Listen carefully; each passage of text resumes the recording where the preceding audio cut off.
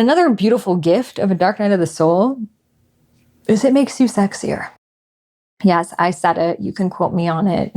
A dark night of the soul makes you sexier. So let's talk about why. First of all, sexy is a state of consciousness. Sexy has nothing to do with like what your body like physically looks like due to like Western beauty standards. It actually has to do with your vibe, how you operate, how you speak, how you move, how you show up in the world. People can feel your energy of sexiness. They feel it in your eye contact. They feel it in the way that you speak. They feel it in the subtleties of your body. Sexy is a state of consciousness. Sexy means, yeah, I know, I love myself. Sexy is, I'm not afraid of my power. Sexy is, yeah, I know I got it and I get to choose with whom I share it with. Sexy is, I am worth it. Sexy is fun. It's spontaneous. It's letting your hair down and not being so caught up in what people think about you. You know, there are many beautiful women and men around the world, but they're not all sexy. And sometimes the most beautiful models in the world are the least sexy. You know what I mean? You know what I mean. Because it's like, you know, when you see someone and they're like, they look incredible based on beauty standards, but they're so insecure. You know, like they're covering their bellies and they're kind of making themselves small and they're covering their shoulders. They're making themselves look small and they can't make eye contact with you and they're kind of looking down and they're not present. You could feel they're in their head and they look like supermodels, but their energy, super not sexy. And then there are people who, you know, they may be overweight according to our standards. They may be too skinny. They may have frizzy hair. They might be bald. They might be old. They might be whatever the thing is, hairy legs and armpits and blemishes and whatever the thing society tells us is, oh, you must cover yourself up if you look like that. And they are some of the motherfucking sexiest people on this planet because they are hot and unbothered. They are letting it all hang out, but with ease and grace. They love themselves. They adore themselves. They cherish themselves. And they're inviting us in on a little taste of their own experience. It's their party. We get to watch them in it.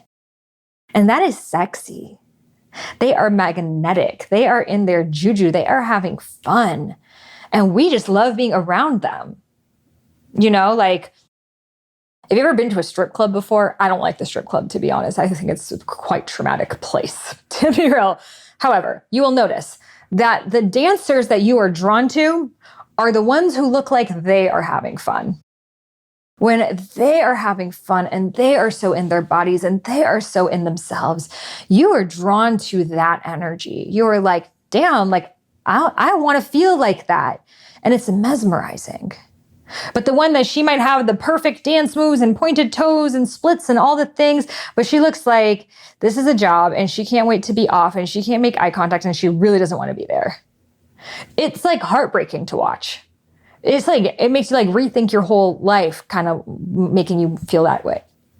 It's like making you rethink your entire life. Like definitely not the sexy vibe that we want. We kind of want to save her.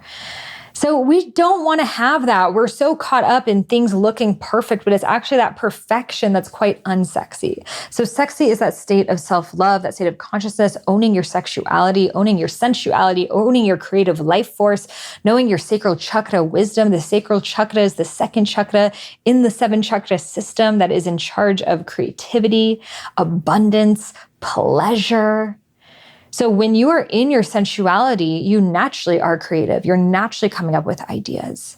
And also you are tuning into your highest form of abundance.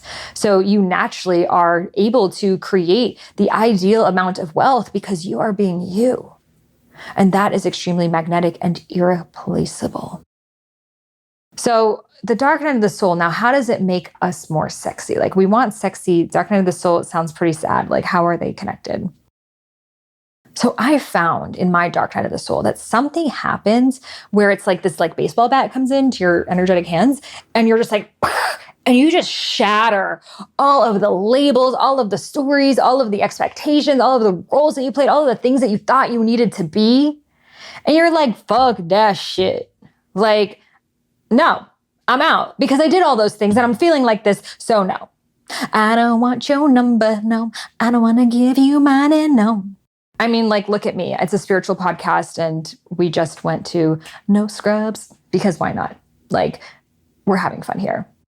So you stop giving a fuck. You know, when I started this podcast and started becoming a spiritual teacher, my first book came out in 2017, and that's when this podcast was launched. I was not rapping in the middle of this, and I definitely was not releasing music videos called Sexy Dark Night of the Soul.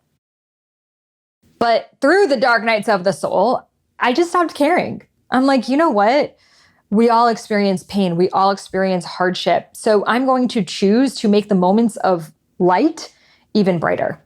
I'm going to choose to wear the thing that I want to wear. I'm going to choose to show up how I want to show up. I'm going to choose to sing, dance, rap, create, express, say the thing on my mind and not give a fuck. And the people who are offended by it, thank you, bye-bye. You're not meant to be in my field. Because I got piñatas in my party and I only want to share my piñata candy with those who are motherfucking with it, you know? So it changes your vibration. It changes the crew that you're around. It changes everything. And you actually want that shit. You want to be so radiantly yourself that the people who are not radiantly themselves, they can't handle. And if they can't handle it, it's like, thank you, love ya, bless ya, peace. We don't need that in our field. So your dark night of your soul, it causes you to break those rules, break those boundaries, break the ways that you thought, I need to speak like this. I need to dress like this. I need to behave like this in order for me to feel loved, validated, accepted, approved.